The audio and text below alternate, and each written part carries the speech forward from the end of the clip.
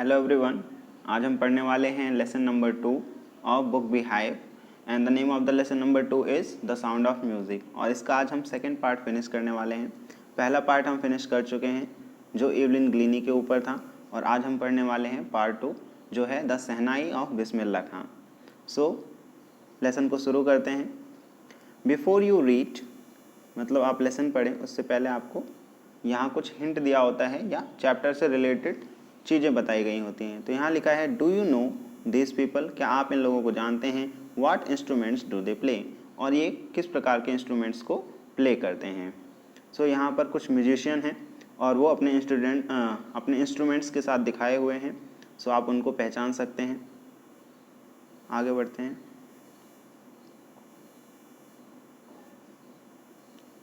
Think of the Sahnai and the first thing you will probably imagine is a wedding or a similar occasion or function। अगर आप सहनाई के बारे में सोचें या अगर आपका जो सहनाई वर्ड है अगर आपके कान में पड़ता है तो आप सबसे पहले क्या ध्यान आता है, तो आपको वेडिंग ध्यान आती है या उससे ही मिलता जुलता कोई ओकेशन हो सकता है, कोई फंक्शन हो सकता है। The next would probably be उस्ताद बिस्मिल्लाह खां, है ना। और अगली बात क्या आपको याद आएगी सहनाई से related, Ustad Bismillah Khan the सहनाई मास्टरो प्लेइंग दिस इंस्ट्रूमेंट, है ना। जो क्या होंगे, सहनाई को बजाते हुए आपके सामने वो एक इमेज सी आती है। सो आज हम पढ़ने वाले हैं उस्ताद बिस्मिल्लाह खां और किस प्रकार उनकी जो सहनाई प्लेइंग थी वो कितनी, है ना, बेस्ट रही और उन्होंने अपने टाइम में किस तरीके की अचीवमेंट सहनाई के थ्रू पाई, कितनी सक्सेस पाई, इसी को आज हम इस लेसन के थ्रू देखेंगे। सो शुरू करते हैं।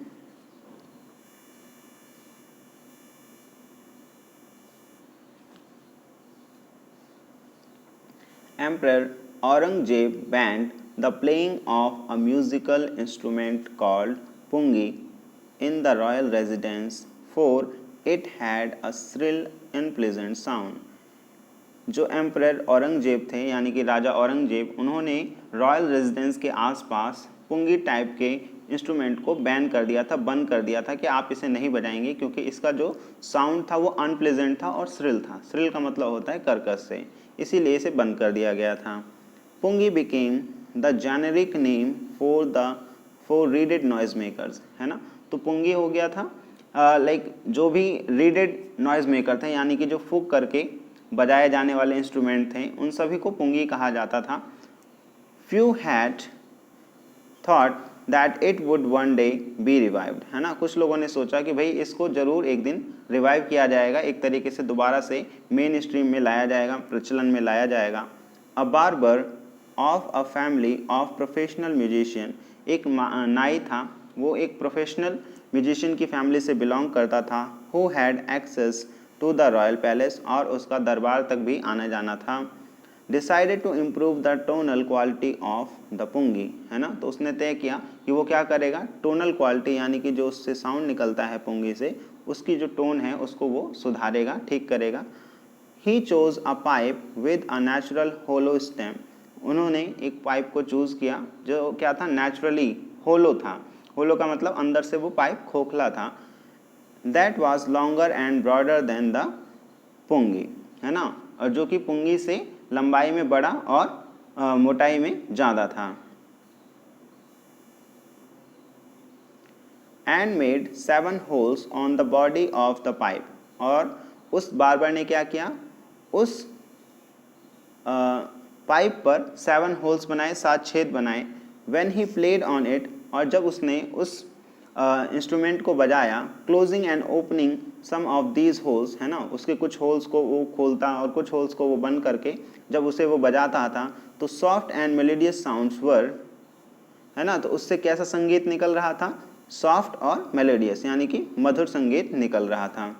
He played the instrument before royalty and everyone was impressed, है ना। उसने क्या किया, रॉयल्टी के सामने यानी कि दरबार में सभी के सामने उस इंस्ट्रूमेंट को प्ले किया और सभी लोग उससे क्या होते हैं, इम्प्रेस होते हैं, उसके इस इंस्ट्रूमेंट से क्या होते हैं, खुश होते हैं, क्योंकि अब इस इंस्ट्रूमेंट से क्या हो रहा था, मेलोडियस साउंड आ रहा था। The instrument so different from the pungi had to be given a new name. अब क्योंकि ये पुंगी से काफ़ी अलग दिख रहा था इंस्ट्रूमेंट, तो इसको नया नाम दिया जाना तय किया गया। एज द स्टोरी गोज, जैसा कि हमें स्टोरी के थ्रू पता लगता है, since it was first played in the Shah chambers, है ना, क्योंकि पहली बार इस इंस्ट्रूमेंट को शाह के चैम्बर, शाह का मतलब होता है किंग, राजा, तो पहली बार इसे राजा के चैम्बर में बजाया गया था। एंड वॉज प्लेड बाई अ नाई, और इसे एक नाई के द्वारा बजाया गया था। द इंस्ट्रूमेंट वॉज नेम्ड शहनाई, और इस प्रकार इसका नाम क्या पड़ गया, शहनाई। सबसे पहले इसे कहाँ बजाया गया था, सबसे पहले इसे, शाह का मतलब होता है राजा, ठीक है, और इसे किसने बजाया था, एक नाई ने, यानी कि एक बार्बर ने, और इसी को मिला करके बाद में क्या वर्ड पड़ गया, शहनाई। इस प्रकार शहनाई वर्ड का इन्वेंशन हुआ या इसको नाम दिया गया शहनाई। सो ये एक स्टोरी है, कहीं ना कहीं ये स्टोरी पुराने टाइम से चली आ रही है कि भाई इस प्रकार से शहनाई का नाम पड़ा था। सो आगे बढ़ते हैं। यहाँ पर हल्का सा डिफरेंशिएशन मिला हुआ है कि जो पुंगी है वो किस प्रकार दिखती है, और जो शहनाई है, क्योंकि बाद में जब इसको मॉडिफाई किया गया एक बार्बर के द्वारा, तो वो कुछ इस प्रकार का इंस्ट्रूमेंट बना, जो क्या है, एक लंबा और चौड़ा सा ब्रॉडर पाइप है, जो अंदर से क्या है, नेचुरली हॉलो है, खोखला है, और इसके अंदर कितने छेद हैं, 7 छेद किए गए हैं, और उसके बाद इसको कुछ छेद को खोलना, कुछ छेद को बंद करके लगातार इसमें फूंक मारने से क्या होता है, बहुत प्लीजेंट साउंड आता है, बहुत मेलोडियस साउंड आता है। सेकेंड पैराग्राफ है, the sound of the shehnai begin to be considered auspicious, है ना, जो शहनाई का साउंड है उसे क्या माना जाता है, शुभ माना जाता है, ऑस्पिशियस माना जाता है। एंड फॉर दिस रीजन, और इसी कारण से, it is still played in temples, इसी कारण से इसे अभी भी मंदिरों में बजाया जाता है। And is an indispensable component of any north Indian wedding, और ये क्या है, अभी भी एक अभिन्न अंग है किसी भी नॉर्थ इंडियन वेडिंग में, है ना, किसी भी आप नॉर्थ इंडियन वेडिंग को देखेंगे तो उसके अंदर जरूर शहनाई प्लेइंग होती है। In the past the shehnai was part of the नौबत और traditional ensemble of 9 instruments found at royal courts, है ना, रॉयल कोर्ट में बजाए जाने वाले लगभग 9 इंस्ट्रूमेंट में से एक शहनाई भी थी, और इसी को पुराने टाइम में या उस समय पर नौबत कहा जाता था। Till recently it was use only in temples, है ना, और आजकल के टाइम में इसे क्या किया जाता है, या तो टेम्पल्स में यूज़ किया जाता है या आप इसको यूज़ होते हुए वेडिंग्स में देखेंगे। The credit for bringing this instrument on to the classical stage goes to Ustad Bismillah खां, है ना, और इसे क्लासिकल स्टेज पर लाने के लिए किसे क्रेडिट दिया जाना चाहिए, उस्ताद बिस्मिल्लाह खां को।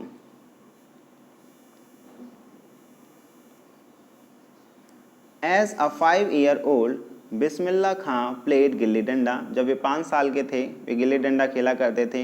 Near a pond in the ancient estate of Dumraon in Bihar, Bihar के डुमराव जिले में, है ना, बिहार में एक जगह है डुमराव, और वहाँ पर एक पॉन्ड था, तालाब था, और उसी के किनारे ये जब 5 साल की उम्र में थे तब गिल्ली डंडा खेला करते थे।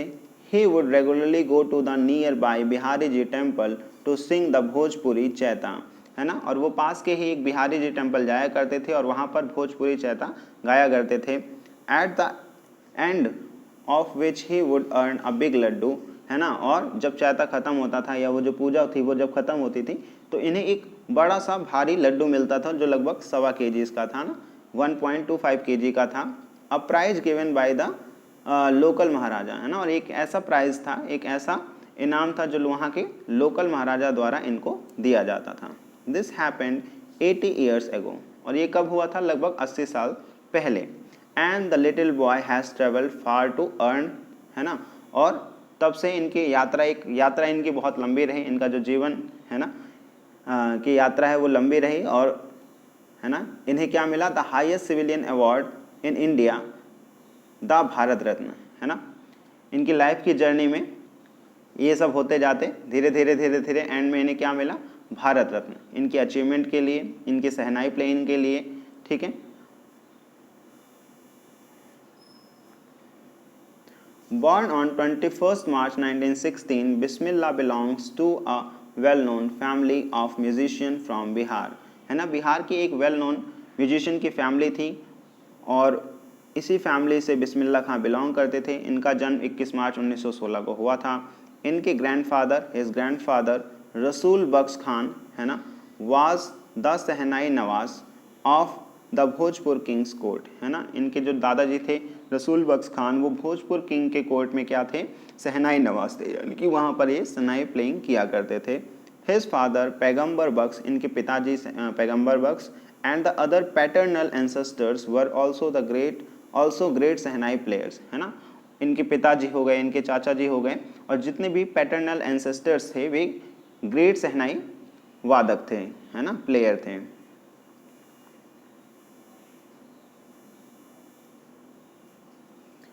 The young boy took to music early in life, इनको भी बहुत छोटी उम्र से ही म्यूजिक सीखना इन्होंने शुरू कर दिया था। At the age of 3 when his mother took him to his maternal uncle's house in Banaras, जो कि अब क्या है, वाराणसी है, बिस्मिल्लाह was fascinated watching his uncles practice the सहनाई, है ना। तो जब ये 3 साल की उम्र में थे तो इनकी मम्मी इनको अपने इनके मामा के घर लेकर के जाती हैं और ये अपने मामा के घर जा करके अपने अंकल के हाउस जो कि बनारस में पड़ता है वहाँ जाते हैं और ये अपने अंकल को सहनाई बजाते हुए देखते हैं तो ये बहुत ज़्यादा फैसिनेटेड फील करते हैं, बहुत ज़्यादा अट्रैक्टेड फील करते हैं। सून बिस्मिल्लाह started accompanying his uncle Ali Baksh to the Vishnu temple of Banaras where Baksh was employed to play the सहनाई, है ना। और धीरे धीरे इन्होंने अपने मामा जी के साथ अकम्पनी किया, मतलब साथ में जाना शुरू किया। कहाँ पर, विष्णु टेम्पल में जो बनारस के अंदर था, और वहाँ पर इनके मामा जी को एम्प्लॉय किया गया था, काम दिया गया था सहनाई प्लेइंग का। Ali Bakhsh would play the shehnai and Bismillah would sit captivated 4 hours on end, है ना। जब अली बख्श सहनाई प्लेइंग किया करते थे तो ये लगातार उनको बैठ करके, जब तक वो सहनाई प्लेइंग बंद नहीं किया करते थे तब तक ये उनको देखा करते थे, है ना। Slowly he started getting lessons in playing the instrument and would sit practicing it, है ना। तो धीरे धीरे इनको क्या हो गया था, इनको भी लेसन दिए जाने लगे, इनको भी सिखाया जाने लगा कि किस प्रकार सहनाई को प्ले किया जाता है, और इन्हें भी क्या होता था, बैठ करके उसे प्रैक्टिस करना होता था थ्रू आउट द डे, है ना, और दिन में इनको प्रैक्टिस करनी होती थी। 4 years to come the temple of Balaji and Mangala Maiya and the banks of the Ganga became the young apprentice's favorite haunts where he could practice in solitude। तो धीरे धीरे ये कुछ ऐसी जगह थी जो इनकी प्रैक्टिस के लिए फिक्स हो गई थी, है ना, और इन्होंने अपनी जो सहनाई प्लेइंग है उसकी प्रैक्टिस के लिए ऐसी ही जगह को चुना जो बालाजी टेम्पल था, मंगला मैया का मंदिर था, बैंक ऑफ द गंगा, है ना, गंगा के किनारे बैठ करके, क्योंकि यहाँ पर क्या करते थे, अकेले, सॉलिट्यूड, है ना, उस अकेलेपन के साथ प्रैक्टिस किया करते थे, सहनाई प्लेइंग किया करते थे। The flowing waters of the Ganga inspired him to improvise and invent ragas that were earlier considered to be beyond the range of the सहनाई, है ना। तो जो फ्लोइंग वाटर है यानी कि जो नदी का पानी है, क्योंकि ये क्या है, नदी के किनारे बैठ करके सहनाई प्लेइंग की प्रैक्टिस कर रहे हैं, तो वहाँ पर जो बहाव है पानी का, है ना कहीं उस लाइक एनवायरनमेंट को ये एंजॉय करते हैं, सॉलिट्यूड को एंजॉय करते हैं, और उस शांति के बीच में जब ये प्रैक्टिस करते हैं तो इनको बहुत ज़्यादा क्या मिलता है, एक ये इंस्पायर्ड होते हैं उस पानी के फ्लो से, और ये इम्प्रोवाइज़ करते हैं और नई नई राग को इन्वेंट करते हैं जो कि मानी जाती थी बियॉन्ड द रेंज ऑफ सहनाई, की ऐसी राग जो सहनाई से बहुत मुश्किल है, सहनाई से ऐसी राग को बनाना या मतलब इसको इम्प्रूव करना नामुमकिन बराबर था, है ना। तो इन्होंने काफ़ी प्रैक्टिस की और इस प्रकार इन्होंने सहनाई से भी ऐसी राग को इन्वेंट किया जो पॉसिबल नहीं माना जाता था।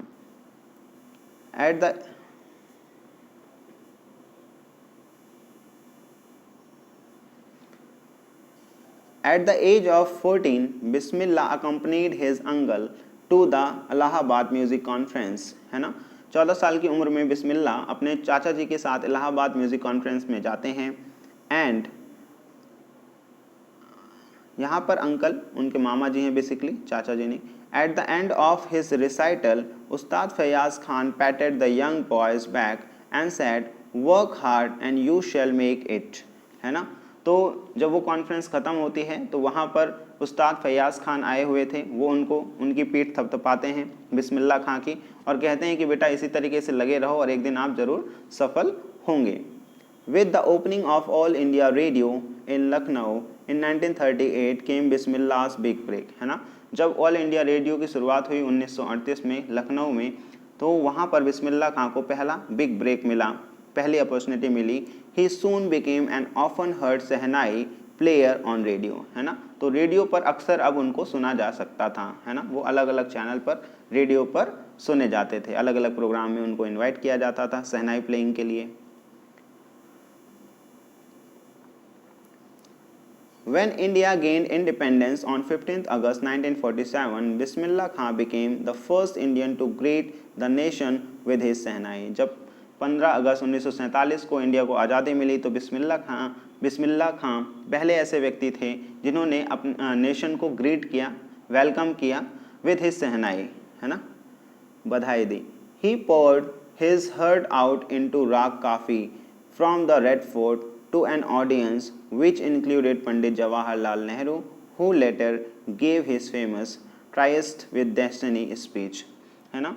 तो उन्होंने राग काफ़ी जो था वो शहनाई से प्ले किया और उनकी ऑडियंस जो थी वो बहुत बड़े नंबर में थी और उस ऑडियंस में और कौन थे, पंडित जवाहरलाल नेहरू, जिन्होंने बाद में उनकी एक फेमस स्पीच है ट्राइस्ट विद डेस्टिनी वो दी थी, है ना। तो 15 अगस्त 1947 में जो आज़ादी का सेलिब्रेशन हो रहा था तो उनको भी उस्ताद बिस्मिल्लाह खां को शहनाई प्लेइंग के लिए बुलाया गया था। Bismillah Khan has given many memorable performances both in India and abroad. Bismillah Khan ने बहुत सारे मेमोरेबल, है ना, यादगार परफॉर्मेंस दी हैं इंडिया में भी और इंडिया के बाहर भी दूसरे देशों में। His first trip abroad was to Afghanistan. इनकी जो पहली ट्रिप थी किसी विदेश की, किसी बाहरी दूसरे देश में जाने की, तो वो अफगानिस्तान में थी। वेयर किंग जाहिर शाह, जहाँ पर किंग जाहिर शाह ने was so taken in by the maestro that he gifted him priceless Persian carpet and other souvenirs, है ना। तो जो वहाँ के राजा थे किंग जाहिर शाह, वो क्या होते हैं, इनकी शहनाई प्लेन से इतना ज़्यादा खुश होते हैं, इतने ज़्यादा प्रभावित होते हैं कि वो इनको प्राइसलेस, है ना, बहुत महंगे महंगे पर्सियन कारपेट्स और अदर यादगार चीज़ें देते हैं। The king of Afghanistan was not only one to be fascinated with Bismillah's music, है ना। सो सिर्फ किंग ऑफ अफगानिस्तान ही ऐसे नहीं थे जो इनकी शहनाई प्लेइंग से फैसिनेटेड हुए थे, बल्कि और भी लोग हुए थे। Film director Vijay Bhatt was so impressed after hearing Bismillah play at a festival। तो जो फिल्म डायरेक्टर हैं विजय भट्ट, वो भी क्या होते हैं, बहुत ज़्यादा इम्प्रेस होते हैं इनकी शहनाई प्लेइंग से। After hearing Bismillah play at festival, एक किसी फेस्टिवल पर बिस्मिल्लाह अपने शहनाई को प्ले कर रहे थे। That he named a film after the instrument called गूंज उठी शहनाई। उन्होंने बाद में एक फिल्म बनाई और उस फिल्म का जो टाइटल था, उसमें फिल्म का टाइटल क्या दिया गया, गूंज उठी शहनाई, है ना। वो इतने ज़्यादा प्रभावित हुए थे बिस्मिल्लाह खां की शहनाई से, तो वो इसे क्या करते हैं, एक लाइक उन्होंने मूवी बना दी और उस मूवी का क्या नाम था, गूंज उठी शहनाई।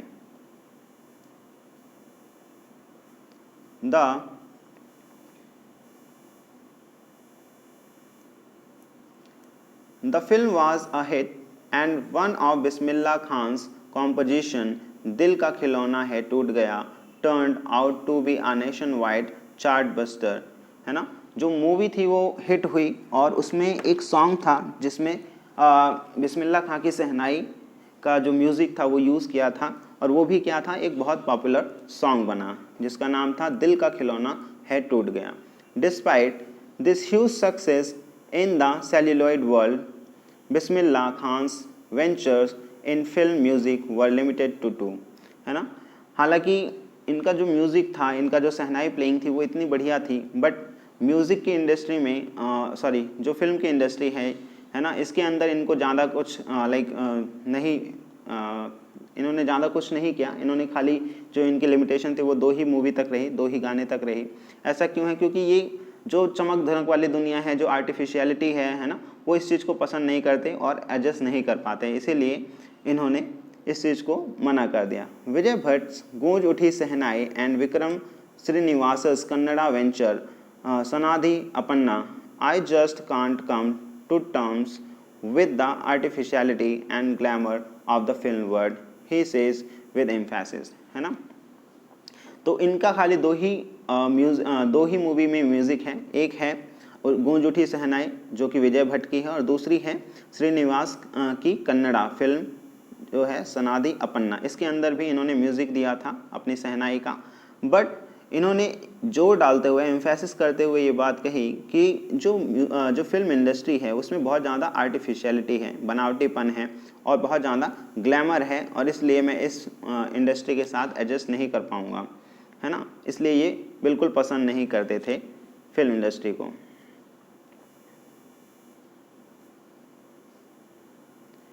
Awards and recognition came thick and fast, इनको बहुत सारे अवार्ड और इनकी होता है ना पॉपुलैरिटी लगातार, है ना, बहुत तेज़ी से बढ़ रही थी। Bismillah Khan became the first Indian to be invited to perform at the prestigious Lincoln Center hall in United States of America, है ना।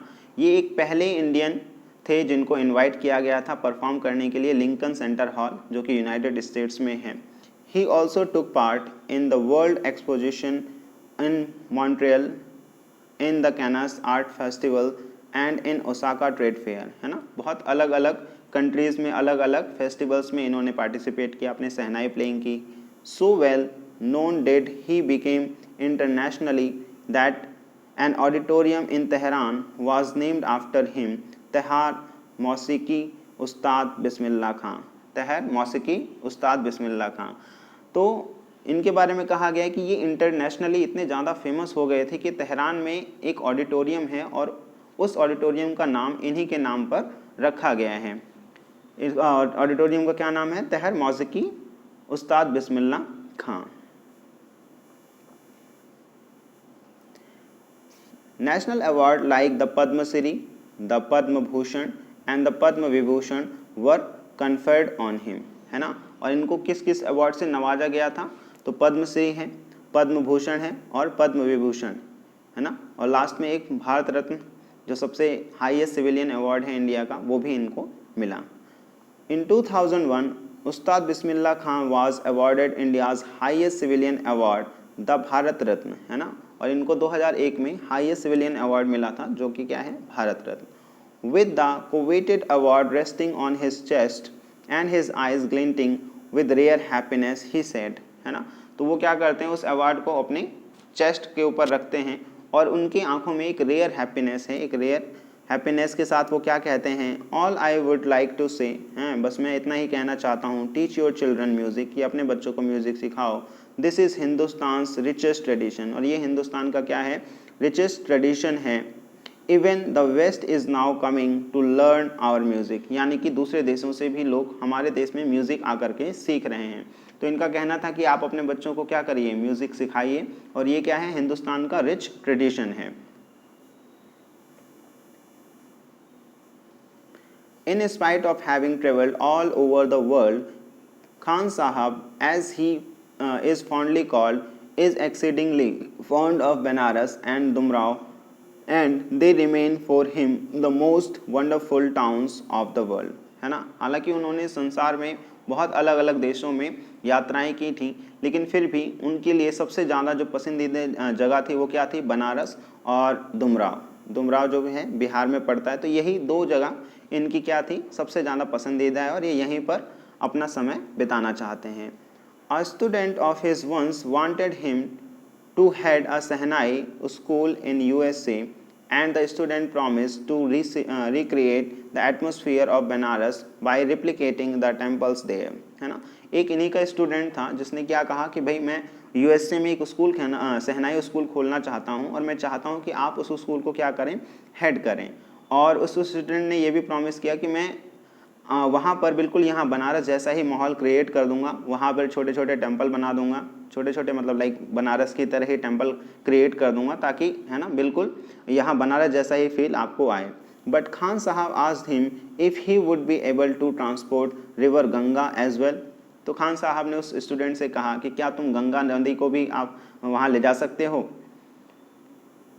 Letter he is remembered later he is remembered to have said, that is why whenever I am in a foreign country I keep yearning to see Hindustan, है ना। तो ये बाद में क्या कहते हैं कि भाई जब भी मैं किसी एक फॉरेन कंट्री में होता हूँ, विदेश में होता हूँ, तो मेरे अंदर ललक होती है, चाह होती है पहुँचने की और देखने की, किसे, हिंदुस्तान को। यानी कि अगर किसी बाहर कंट्री में होते हैं तो इनको हिंदुस्तान की याद आती है और ये है ना लगातार इनके मन में एक इच्छा होती है कि वो हिंदुस्तान को देखें।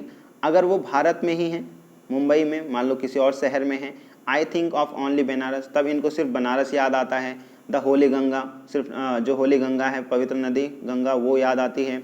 एंड वाइल इन बनारस, अगर वो बनारस में हो तो आई मिस द यूनिक मठा ऑफ डुमराव, तो जो यूनिक मठ है डुमराव का वो ये मिस करते हैं।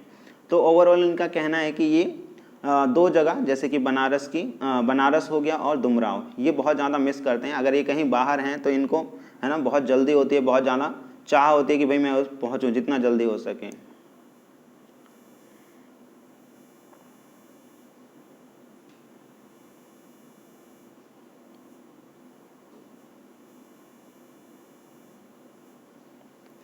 Ustad Bismillah Khan's life is a perfect example of the rich cultural heritage of India, one that effortlessly accepts that a devout Muslim like him can very naturally play the Sehnai every morning at the Kashi Vishwanath temple, है ना। उस्ताद बिस्मिल्लाह खां की life का एक perfect example आपको देखने को मिलता है कि वो क्या है, रिच हैं, कल्चरल हेरिटेज ऑफ इंडिया कहे जा सकते हैं, क्योंकि वो वेरी एफर्टलेसली, यानी कि बिना किसी है ना एफर्ट के, ऐसा लगता है कि जब वो शहनाई प्लेइंग करते हैं तो कोई एफर्ट ही नहीं लग रहा है, वो इतने आसानी से उसको इतना सुंदर राग निकालते हैं, शहनाई प्ले करते हैं, है ना। बीइंग अ डिवाउट मुस्लिम का मतलब होता है एक कट्टर मुस्लिम थे, उसके बावजूद उन्होंने क्या की, शहनाई प्लेइंग की। हर सुबह वो क्या करते थे, काशी विश्वनाथ टेम्पल जाया करते थे और वो वहाँ पर शहनाई बजाया करते थे। तो ये भारत का ही कल्चर है जो इस तरीके की है ना चीज़ों को होते हुए आप देख सकते हैं भारत के अंदर, कि यहाँ पर धर्म से ज़्यादा बड़ी क्या चीज़ है, ह्यूमैनिटी को प्रेफर किया गया है। और उनकी शहनाई प्लेइंग जो कि वो बहुत बढ़िया करते थे, ठीक है। तो वो काशी विश्वनाथ टेम्पल में हर मॉर्निंग में शहनाई बजाया करते थे।